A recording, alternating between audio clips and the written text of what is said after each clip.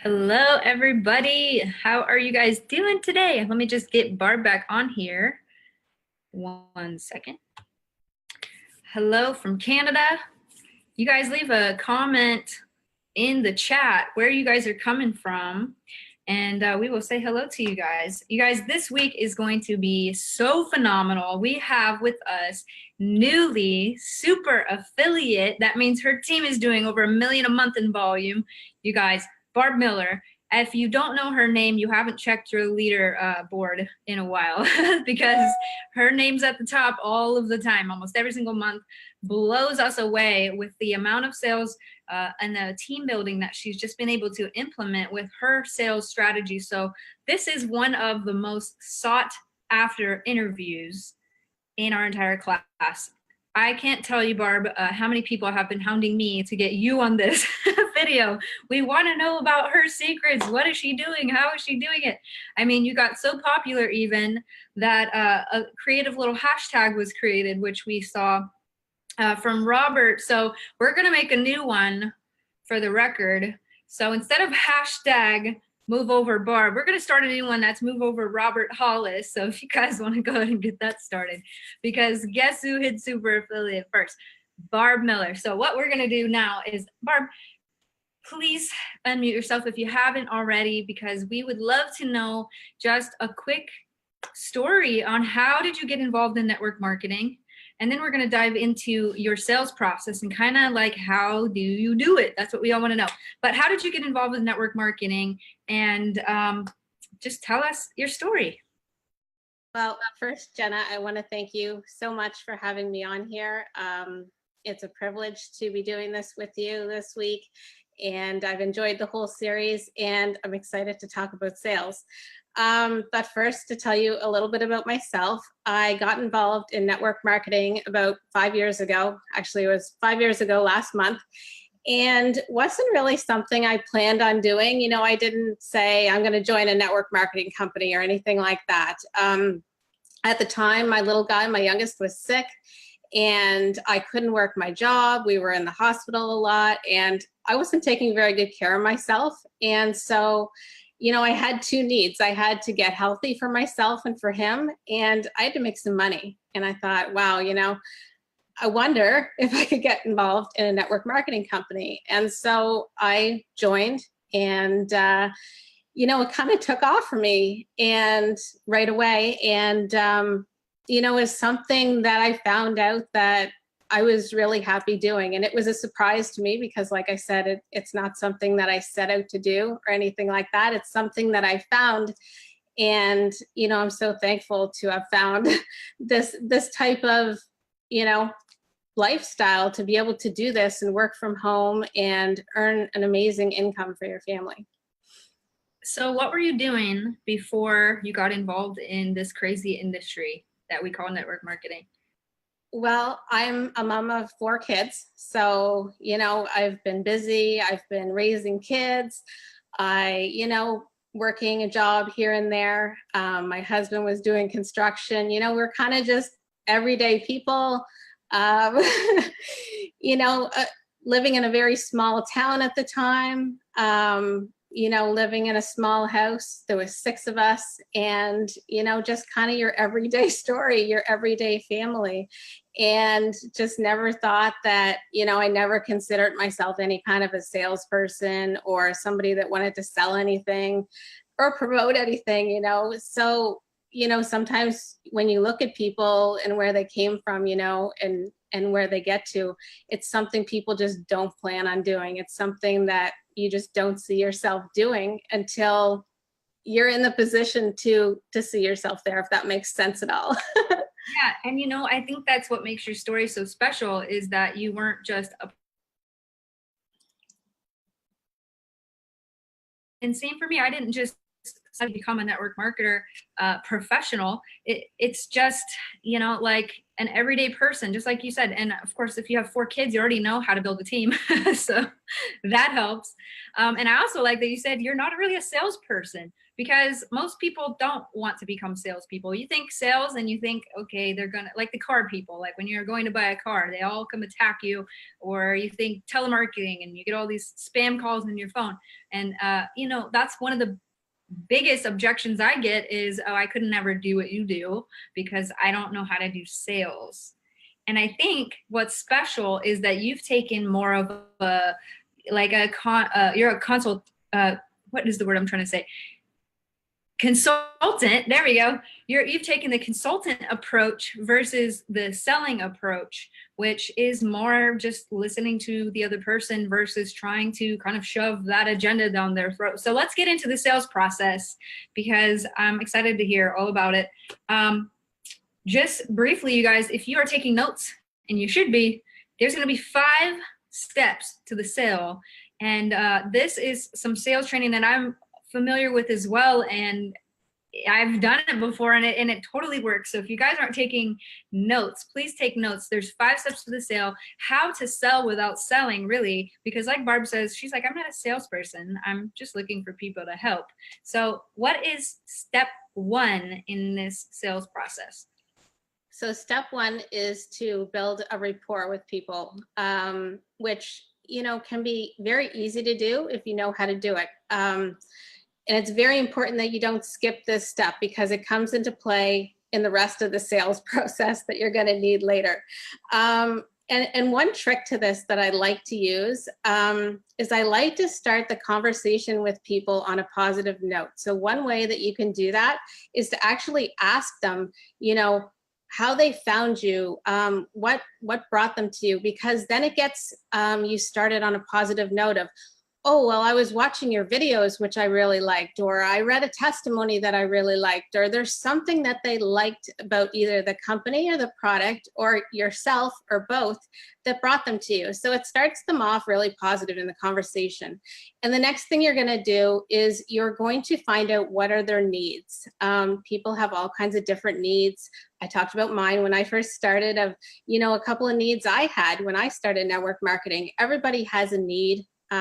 1, 2, doesn't matter. Everybody's different. But your role in this is to listen to the person, find out what their needs are. And sometimes the hardest part about this step is being able to listen. Some of the best salespeople are people that can actually listen to what other people are saying, and don't be quick to kind of jump in with your opinion or your story. People care about what they need. They don't care about what you want, you know? They don't care you want them to join your team and you think they'd be the best person. They have needs, and that's what they're caring about. That's why they're coming to you, because they either, you know, need our products, they need the opportunity, maybe they need both, maybe they're looking for a really good leader. And so you can start asking those people some questions like, have you been in network marketing before? What was your experience in network marketing if they have been? You know, if they haven't been, maybe what kind of work do they do? Do they have a family that they're raising? Find out as much as you can about them. Let them talk, because they've come to you to tell you their story, to tell you what their need is. And that's your job at this point, is just to listen and, you know, keep in mind about what they're saying so you can use it later on. Yeah, that is spot on. I've done sales in just regular corporate America. I've had sales job after sales job, and the sales training is always the same. And it doesn't change in network marketing just because now it's face to face. Yeah, step 1 is build that rapport. You have to find common ground. You have to find something you have in common, you know, to break the ice. Just like in kindergarten when we learn how to say hi to new people. It's not much different. Hey, I like your shirt. Like, find something in common, and then you're kind of building that trust in that relationship. You're identifying the problem. You have to identify the problem before you can offer any solution, which I find is one of the biggest mistakes people make in sales, is they try to offer the solution before they know the problem. In fact, when people try to sell me stuff, I'm often educating them on the sales process just because I'm annoyed that I'm like, how would you think I even want this? Like, you don't know what I want.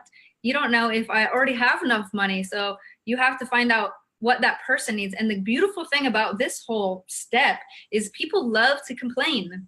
They love to tell you their problems. If you just ask, you know, like, you know, do you need to lose weight? Do you want to make money? Do you need to, whatever it is, people will be forthcoming, because if they're looking for you, right, if they're a pre-enrollee and they end up on your website or your blog or whatever, they're looking for something, and it's our job to figure out what the heck they want. So that is step one, you guys. Build rapport. This is the fact-finding stage. Get to know your potential customer or your potential team member. You want to get to know them. You want to find out what their why is in this step.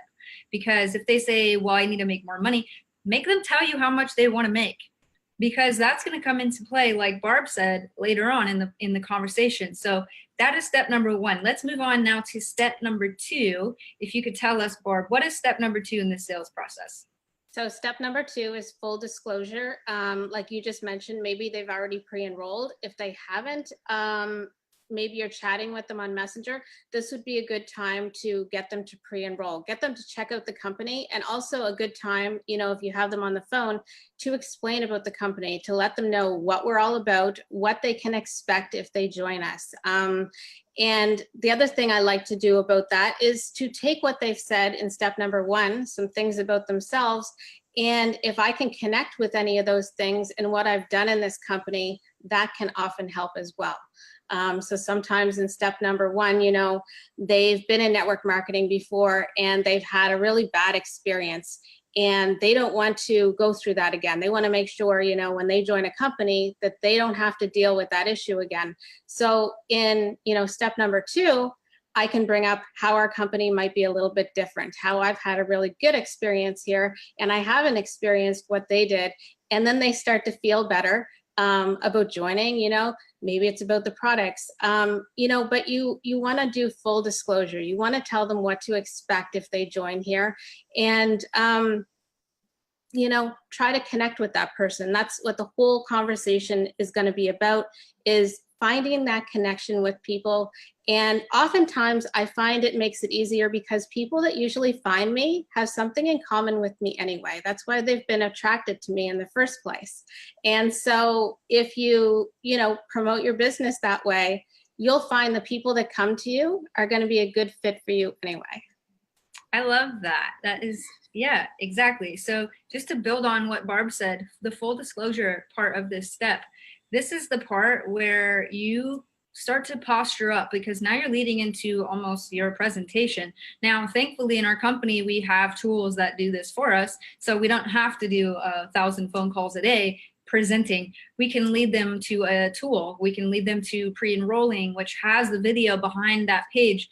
At this point, it's like if we were following through this process, okay, great. So you're a 38-year-old mom of 6 kids and you're looking for more energy and more money because they're going into college. So those were your needs. So let me see if this might be a good fit for you. Let me show you what we have to offer. At this point, you're still just presenting the information. You're not doing any selling yet, right? So that's the magical thing about this whole process, is you don't have to shift into, here's everything about us, you know, it's just, let me just present this information and see if it's a good fit, right? So that's full disclosure, or the presentation. This is where we give them all the information that they need. And I also like that you mentioned, this is where we also kind of set the expectation. So I like to do this because it handles the objections later on. If you are forthcoming with the expectations, hey, this is network marketing. So if you found me on Craigslist, it's not a regular job. This is a business opportunity to work for yourself, but not by yourself. That's the beautiful thing about what we do here. Full disclosure, it may or may not be a right fit for you, but you can take a look and make that decision. We can work on that together.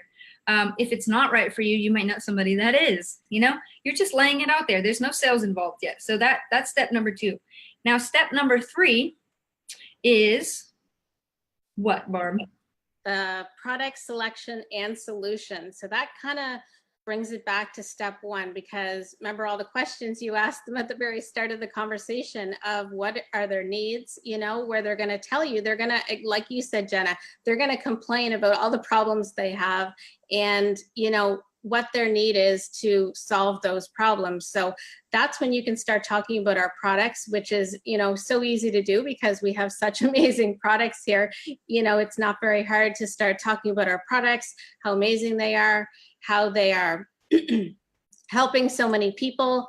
and, you know, to find out exactly what their needs are, you know, to go over the different products. And that's why it's good as well, I'll point out, to have some knowledge about the products, to try the products yourself, and, you know, to be able to say, you know, I've used these products, I've tried them, I've had really great results. And when people say, you know, they have, you know, I don't want to name any medical terms or anything, but, you know, they might say they have some discomforts or something like that. You don't necessarily have to have experienced that yourself. That's where I get into using, if I don't have a story on that, maybe I'll tell somebody else's story about that. And I'm always finding the connection through the sales process, either with myself and this person, or maybe I use somebody else as the example. But I'm going to go over the products with them, and you know, maybe make some recommendations on what I think would be good products for them. But I'm not really at the close yet, so I'm kind of just, you know, discussing the products and the benefits and which ones would suit them best. Maybe they have pets. I might get into the pet products. You know, we have the nutritional sprays, we have CBD oil. There's just, you know, there's a lot to go over. So I go over all that with them. So that reminds me of when I did used to sell cars. And one of the biggest things that I learned about product selection, I mean, if you are on a car lot, there's thousands of different cars. So if you have a family of 5 coming in, you're not going to try and sell them a Ferrari. Do you know what I'm saying? This is where product selection comes in. That's right for their needs that they've already told you. If they're saying, you know, I have too much energy and I can't sleep at night, what product do you suggest? I mean, right off the bat, I'm thinking sleep spray. You know, and when you have a large product offering, which is kind of where we're at in My Daily Choice, you have to know what they need, right? And you need to have that connection, like Barb is saying. And then how to offer the right products is what from all the information that we gathered on step 1. So that is how we now go into the product selection, and also not just the product selection, but the opportunity. So this is also a good opportunity for us to find out more about if they want to make money from home, if that's an interest to them as well. So step 3 is also offer the solution. So now we've got the problem identified. We've given them the information. We've presented this information to them. And 3 is now offering the solution. So you're still taking the consultant approach. So let's say you're a doctor, right? And somebody comes into the doctor's office and they say, these are all my symptoms, all my problems. What do I do? Now, no doctor on earth that I think, you know, will prescribe something without any symptoms. They won't just say, oh, hi, your name is Jen, so what I think you should have is all of these things. That's the wrong sales process. The right sales process is gathering the information and then making those recommendations based on what the information that they gave you. So that's product selection for sure. So let's move on to now number 4. And we're going to answer some of these questions in your guys' comments. If you have some questions for Barb, since we may or may not have some time at the end of this, please add your questions in there so we can add some, you know, we can get to those. So let's go ahead and go to number 4. Barb, what's number 4? So the close and the action steps. And so, you know, you're thinking about the conversation, how it's gone to this point. Maybe some objections have come up during the whole sales process. So you're keeping those in mind. This is really important, why you don't want to skip any steps along the way, because, you know, as you move on to the next step, you're going to use those previous steps and what was discussed during them to plan your next approach. So, you know, a lot of the time when you come into the closing, you are talking about maybe any objections that they may have. And, you know, oftentimes in MLM, there's a lot of common objections. So don't be scared to write those down ahead of time. You know, ask your upline ahead of time. You know, if I'm asked this, what's a good answer? And have those prepared. You know, one thing I'll mention really quickly here, when I started network marketing, I kept a huge amount of notes. I made notes of everything. Every time I saw somebody ask something and somebody give a really good answer, I recorded that and I have it all on my computer. I've got an answer for everything. And so don't be scared, you know, when you're going through this process, that if somebody has objections, to have your list there and look it over and find that answer that's right for that. And maybe they don't have any objections. Maybe they're like, wow, I love everything you say and this is right for me. And the other thing, you know, when you get to this point is that don't be scared to ask people the question. And that's, you know, oftentimes I'll find people, you know, they're having a conversation with somebody and they're scared to make that ask at the end. And, you know, it's like you say to them, do you like everything, you know, we've been talking about? How do you feel about everything we've been talking about? You know, are you ready to try it? Another question I'll often say is like, what's stopping you from trying this? And oftentimes people will say nothing, you know, and don't be scared to ask that question. Otherwise, you're just kind of, you know, you don't want to waste your time. You don't want to waste their time. You want to make sure if you're doing either phone calls or Facebook Messenger that you're using everybody's time efficiently. So if you've gone through the process, everything looks really good. It looks like they're excited to sign up. Don't be scared to ask that question. And, you know, as you do that, you'll get more comfortable asking it. And usually when you get to this point, people are ready to sign up. They might have questions like you might want to find out at what level they're looking to come in at. So that's really important. You know, you've talked about the products and stuff, but maybe you haven't talked about the different packages. So you want to talk to somebody. You know, the first thing I always say is like, do you want to come in at the maximum level that you can to earn the maximum amount of commissions? And I go over the executive pack, the commissions for that, and I go over how, you know, how handy it is to have those 12 products. And remember what I talked about earlier in this conversation. I think it was step 3 about products, about how I've already used all the products and how that helps me to talk to other people. So I tell people how important it is that if they can get that 12 pack to maximize their commissions, but also try every single one of our, you know, if they're coming in with the HempWorx, they can try every single one of our HempWorx products. They can have those, they can sell them if they want to. You know, I give them a few different options, but more importantly, they can try them all, which is very valuable if they're serious about joining the business. So that's what I go with first. You know, some people say I just can't do the 12 pack. So, you know, I would rather them come in with like a 4 pack, a director pack, or even a bottle if they have to. I think it's important people sign up, they can upgrade later. I always tell them about that option as well if we're getting to the point that they might have to choose a different package. But that's pretty much where you're at if the conversation goes good. If it doesn't, you're dealing with a few objections, which you should be prepared for.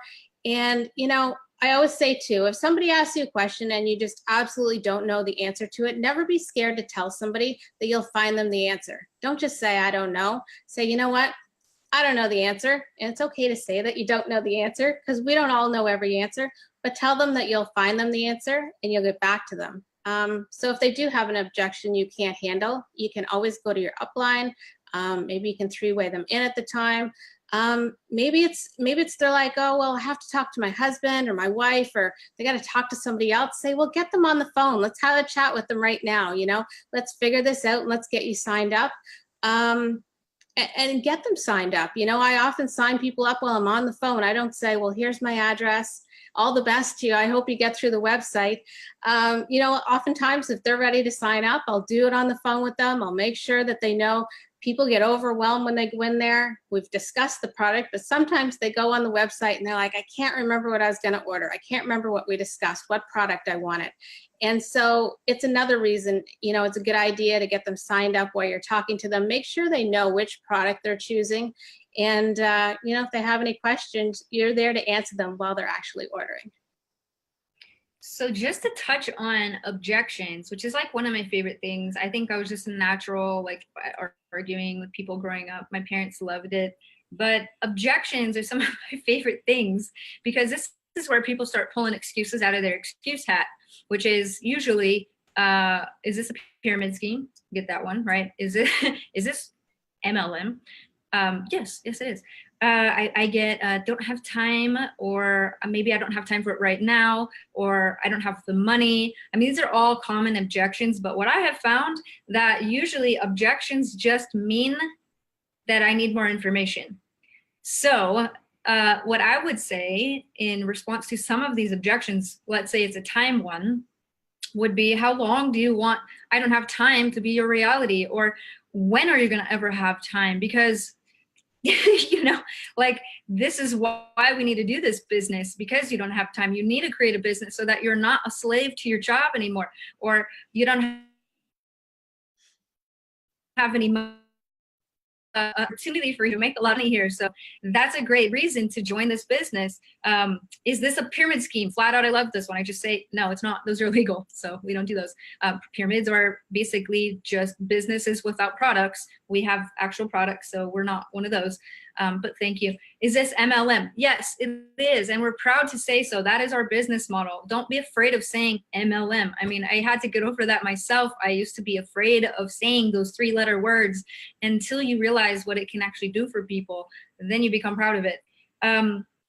Also, this is also the part where we take some action steps. So this is like kind of your opportunity to shine a little bit as a leader, because now you're kind of giving them their blueprint a little bit. So the action steps in your sales is, okay, so from everything that I've heard you say today, you need more time, you need money, monthly income that you're looking for, residual, you need products for these issues that you're facing. And the products that I suggested are this. It's kind of like a recap, right? So I suggest the sleep spray and the CBD, that would be great for you. So here's what we're going to do. Why don't we get on the phone, or maybe we're already on the phone. Let's get to the website. Let's pre-enroll.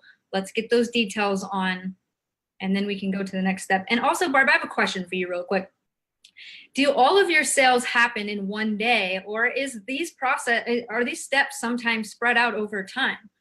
Because for me, I wasn't able to hit all 5 of these in one day. It was more of a seed planting thing where I had to go back and follow up when people were ready. Is that what you find as well, or does everybody just say yes on the same day? So it's always different. I do a number of things leading up to this. Usually people come to me. I just have to say, this is the best company because I haven't chased anybody down since I've been here. I have people coming to me, and I like that. It's always easier to do this whole process when the people come to you. But it can be spread out, or it can be, the funniest thing I always find is that if somebody requests a phone call with me, I know that they're pretty much sold. So if I can get them on the phone, I'm good to go. Because people are serious that get on the phone, and they've told me, and this will be interesting for people that are watching this, they've told me that they've contacted other people, other leaders in this company who have refused to get on the phone with them. And I love it when I hear that, because I'm like, really? I said, that's fantastic, because it means they came to me and they got the phone call, which means they're going to join me because I was the person that got on the phone with them. So, phone people don't use as much these days. It can take a little bit more time, but not everybody wants to talk on the phone. I do a lot of it through Messenger, which is even easier, because I find the biggest tip with Messenger is you don't want to talk too much. Some people like to write people big, long messages, and it scares them off. Like, whoa, I can't read all that. So if you keep it really short on Messenger, and then it'll usually go on, over maybe a few days or over a week. And that's when you get, like, it takes a little bit longer because it's kind of a chat back and forth. Right on. So let's get on to number 5, and then we're going to answer some of your guys' questions. You guys have amazing questions that we all would love to ask Barb. So we will get to those in just a moment, but let's get to number 5. So let's say they're good to go. You've handled all the objections. We've taken them through the ordering process already, and now they are agreeing to sign up. They're going to be an affiliate in your team now, or a customer. What happens after that? What's step number 5? So really quickly, first, if they decide to be a customer, you can ask them about, going on auto ship. If they don't want to do auto ship, make sure that you have a plan for them when they're ready to reorder. These products have a really high reorder rate. I mean, it's amazing the people that come back. And when people run out, they panic because they're like, I need more product. And so make sure that when you get the sale, that's when you put the plan in place for how your customer is going to reorder. That's the best time to do it because you're fresh in their mind. If you're sending them an email, they recognize your name, they recognize why you're emailing them, and they're going to open it up, right? And so you're going to have a plan in place. Are they going to email you back? Are they going to message you on Messenger, on Facebook? Are they going to call you? Are you going to give them all of these options, or are you going to give them one option? So, the reorder is really important because that's what our whole, network marketing industry is based on, is getting that residual income. You want people reordering. So either auto ship or a way to find you to be able to reorder maybe they can reorder themselves. That's cool too. But make sure you have a plan in place. If they're signing up to be an affiliate, what's the plan for them? Are you getting them into, a training group? Are you getting them on auto ship for sure if they're going to be an affiliate?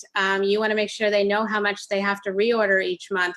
If they have a plan to upgrade, maybe they come in on a director pack and they're like, I want to, order an exec pack in 2 weeks when I get paid. I'm like, great, let's make a plan for that. Let's get you on schedule for that. And then of course you want them to be able to duplicate what you did. So you're going to plan their first steps, which, might be a Facebook Live. It might be some phone calls. It might be them creating a list of people that they know that they're like, I know all these people that would love to join me now. And so it's like, let's get that list together. Let's contact those people. Let's make a plan. So that would be the follow-up for customers and affiliates for right away after the sale. So do you think it's important that, let's say new affiliates, since this is kind of a networking group that we've got watching today, do you think for new affiliates, it's important for them to have a game plan interview with their upline, with you? I mean, you have a brand new person, they're like a little baby chicken and you're the mother hen. I mean, where do they go from there? I mean, you mentioned that you want to put a plan together. So can you tell us a little bit about your process, what you do with your team specifically? What does that process look like when you get a new person joining? Because you've got 300 something people a month coming in, and that's just for you, like not counting your entire organization. How do you keep track of all these people? And yeah, what does the process look like? So the first thing I get people to do is just to get to know their websites and get to know how to log into their back office. I strongly recommend to people that they're into their back office, that they're finding out their websites first. And everybody's on a different level. So I want to make sure I have training so that I don't have to go through this with every single person. I like the idea where you're like, oh, let's meet up and have an interview. But when you're putting in like several people a day, it's not always possible. So you got to find a way to kind of streamline that. And the best way is to work with the people, that want to work with you. I don't chase anybody down. I'm not like, calling somebody every day saying, why aren't you talking to me? You just joined yesterday and you won't talk to me. We're all, we know as affiliates here that when people join, they're all kinds of different people. So you want to work with those people that are coming to you, that are saying, you know what, I just joined this business and I'm so excited. Tell me what to do first. I want to go do this. Do you think it's a good idea? And you want to work with those people that are excited, that want to know your opinion, that want to follow you and want to be able to duplicate what you're doing. The people that are serious. There's a lot of other people out there that, everybody works at a different speed. And I always say that's why we have our income disclosure. And we read off how everybody's in a different situation. Everybody works at a different speed. And I always say maybe some people go on vacation for 2 weeks and then other people decide, I just joined a new business. I'm going to stay home and work it and get serious, And so everybody has different goals. So I always find out, what are people's goals? Some people join and they're like, I want to rank, tell me what I got to do to get there. And it's a lot easier to work with those people than other people that join and they kind of treat it like a hobby. And, my time is valuable too. So if somebody wants to treat it like a hobby and somebody else wants to do it full time and hit a rank their first month, I like to prioritize who I'm going to work with and, who values my time, because, I don't want people to join and waste my time and not be serious about the business. I want to find those people that are looking for a really good opportunity and realize that they found it. Absolutely. And even Todd Falcone talks about this in his training, and we have his book in our starter kit. If you've missed it, just go back and check that out. But he's like, you don't need to focus all of your time on trying to revive the dead. So a lot of times people join and they do nothing. That's just the reality. But then there are the people that get in and they do take it seriously, and that is where your time is spent. So those are the people that you're going to do that interview with, that game plan. You're going to work with them on their blueprint, and it's based on their goals, not our goals for them. Sure, we'd like to have everybody come in and hit 25K in 3 days. That'd be fantastic. However, like you said, everybody's on their own pace and has their own life happening that they're oftentimes working this business around. So those are the 5 steps, you guys. Just absolutely amazing. Thank you so much for hopping on and doing this. Let's take on just a couple of these questions here, you guys, because they are coming in. So let's see, Barb. So people want to know, So you said that a lot of people just come to you because of the advertising and things that you've done. So how do you get all these people to come to you? In just a brief kind of statement. You don't have to go into a lot of detail, but how do people find you? Well, I can tell you, don't do any paid advertising or anything like that. Everything I do is, completely free, as far as that goes. But, basically, as most people know, I've done a lot of videos. I think it's the best way to let people know who you are and decide for themselves if they want to join you. I mean, if people see you on video and they see what you're all about, they can kind of make a decision if you're the type of person that they want to join. Yeah, that's true. And I think a lot of your personality comes through on video versus just typing a post on Facebook. The attraction marketing, and it does help with that sorting process because they get a feel for your kind before they get too serious down the sales process. They kind of already know what to expect. So attraction marketing, you guys, is real. Like, definitely look into that. And this is not a lead generation call, it is a sales call. So let's keep that in mind. Now, people want to know, on a daily basis, how many people do you think you're averaging talking to? If we want to hit super affiliate, or if we want to hit the top of the leaderboard, how many people realistically do we have to talk to get to those kinds of numbers? When I started, so some people think I brought a team from another company. I didn't. The last company I was with, I did really well, but I only, there's a couple people, 2 people from there. So most people that I brought or that joined me here are brand new. And when I first started, it was crazy. I was talking to a huge number of people every day. And, I was just recruiting a ton of people. I think back then I had over 300 every month on the leaderboard. And it just blew up. It was crazy. I just spent my whole day talking to people. It was like I couldn't talk to enough people. Or I didn't have enough time to talk to enough people every day. But as my team grew, you never want to become the manager sort of thing, or what they call it, but you always want to keep recruiting. But my recruiting did slow down some. I just wasn't able to maintain over 300 people every month. And, the calendars and the months change, or in the year changed too, which is different. But, I went from talking to a huge number of people, I don't know how many, but it was a huge number to build that base team that I had, and then teach them to duplicate what I was doing. Yeah, and don't be afraid to jump in. Ignorance on fire beats knowledge on ice. So, I mean, when I started too with HempWorx, guys, nobody knew what HempWorx was. It was barely a new word. I had to talk to a lot of people. Like, no joke, if you want to hit super affiliate, get ready to work, because they're not just going to fly in. You have to initiate a lot of conversation. For me, personally, I did everything on Facebook. I didn't do a lot of phone calls, but that's probably why they're calling Barb now. Because I agree. I'm like, yeah, no, call Barb. But yeah, you guys, that you do have to talk to a lot of people. I don't know anybody in our business that has hit super affiliate or a higher rank that said, I don't really have to talk to that many people, or I talk to 5 people a day. If you talk to that many people a day, you're going to see some results. If you don't talk to a lot of people a day, you're going to have just a little bit of results. So it's really just the time you have available to put into your business and how dedicated you are to following through with each of these prospects.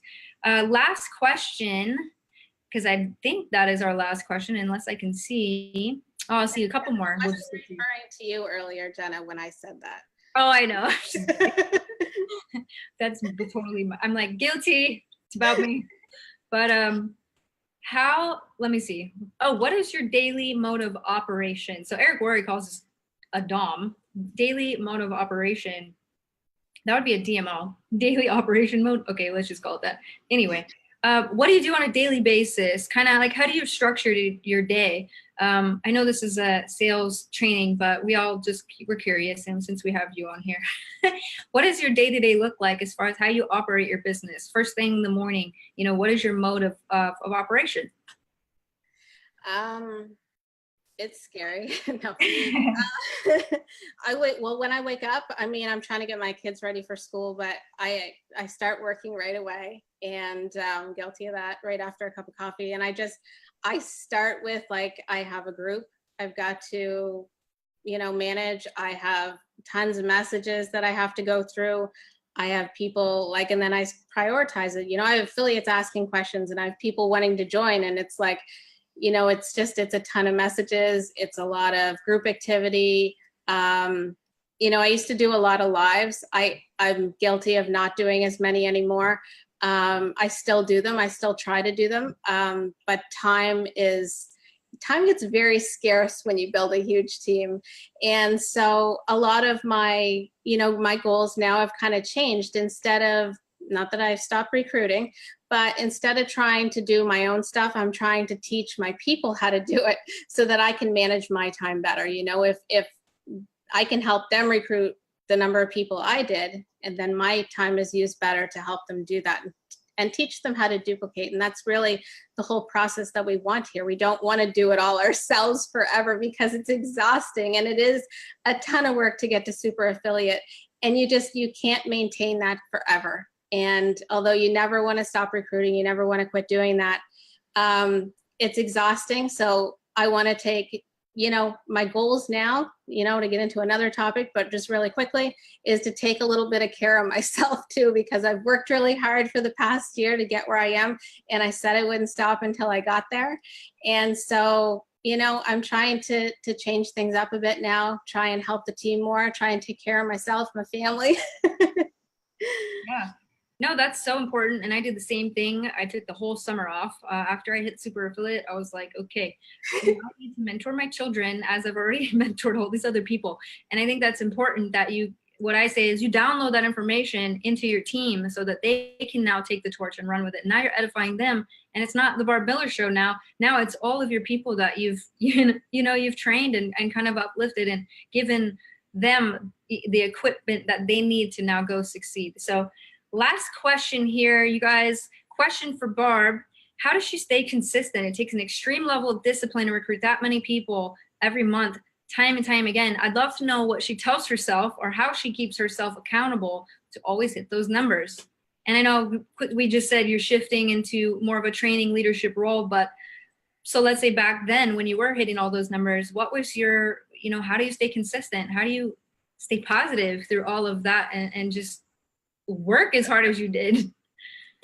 So I don't know. I set a goal. I like to reach it. And I just, for me, I guess it's my personality. If you saw me somewhere, if I have my kids at an appointment while we're sitting in the waiting room, I'm on my phone. While I'm home, I'm on my phone. I'm always working.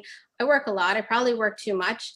A lot of people are like, I don't know how you work that much, but I enjoy it. I enjoy helping people, and I enjoy the reward. So to reach that rank was a huge accomplishment for me. And for me, I wanted to do anything I could. And yes, I have a family, but my family, they know about it too. My kids, the night I reached super affiliate, my kids were sitting here, every couple of minutes, they're coming in the room saying, did you hit it yet? Did you hit it yet? I mean, they're my biggest cheerleaders. So even though I work a lot, my family knows that this is important to me. It's important to them. Because, I kind of raised them the same way. They see my goals. They see what I'm after. They knew my vision from the start. They wanted to know at the start, where are you trying to get to? And I was like, super affiliate, and I'm not stopping until I get there. And I just enjoy it. I really do. I love this company, the products, everything's kind of like perfect right now. And so, I'm never going to stop. I'm not going to say I'm super affiliate now. I'm going to go retire or anything. My goal is to get my team there, as many people on my team there as I can. And that's even more fun than getting myself there. Yeah. So passion, you guys, if you're not waking up every single day excited about what you do and enthusiastic, you're going to have a really hard time selling anybody anything, because why would they want that life? I mean, you have to live the example that you want other people to follow. And I'm the same way, Barb. Like, I love every minute of it. I'm an absolute workaholic. There's days I don't go to bed till 4:30 in the morning because I have goals I want to hit, and I'd rather have that checked off than always be thinking like I'll get to it. So you got to lead with that passion. You got to wake up every day just motivated and excited. And if you're not, then please dive back into some personal development books that can help get your mind right, that can keep you consistent and keep you on track. And somebody's asking, what's number 5? Number 5, you guys, is the follow-up. This is that 24-hour follow-up, and maybe you're just putting it in your calendar, you're putting it in your email, whatever you're doing after the sale, that's your follow-up. So anyway, I think we can just leave it at that. Thank you so much for time out of your day or out of your night to come teach us about all of the sales process. We appreciate you and are so excited. And again, congratulations on hitting super affiliate. That's a major, major achievement in our company. And you're within the first 5. Number 5 hasn't even happened yet. And that is record breaking for you. And we are excited to give you those awards next month on stage. So we'll see you guys on our next call. Barb, did you have any last words for our lovely followers today? Just thanks so much for having me here. I hope you guys got some value, and I can't wait to watch next week. This is a great series. Thanks, alrighty, guys. Well, thank you guys for hopping on. We'll see you next week, next Wednesday, which will not be me because I am going to Washington, D.C. So Kristen Butler is going to fill in for me live, and we're bringing in the founder of Fuse Branding, an actual major brand company that's going to teach us all about branding for the network marketing professional. So see you guys back on next week. Bye.